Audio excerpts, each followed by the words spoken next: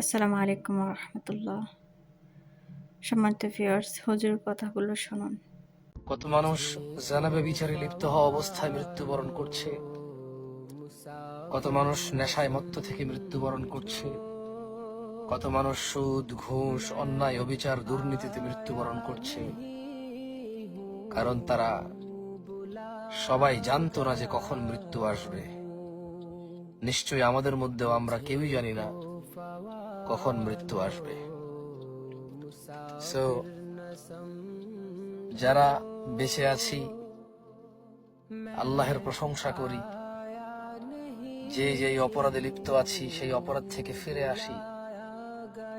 বেঁচে আছি মানেই আল্লাহর পক্ষ থেকে আল্লাহ চাচ্ছে আমরা ক্ষমা চাই, ফিরে আসি, গুনাহকে নেকিতে পরিবর্তন করি, সংশোধন করি নিজের এবং আল্লাহর জান্নাতে প্রবেশ করি, যেখানে মানুষ স্বর্ণখচিত আসনে হেলান দিয়ে বসে আড্ডা দেবে, যেখানে মানুষ চিরকুমারী হুর পাবে, ডাগর নয়না। সুবহান। আল্লাহ পাক যেন আমাদের সবাইকে ক্ষমা করে দিন। আমিন।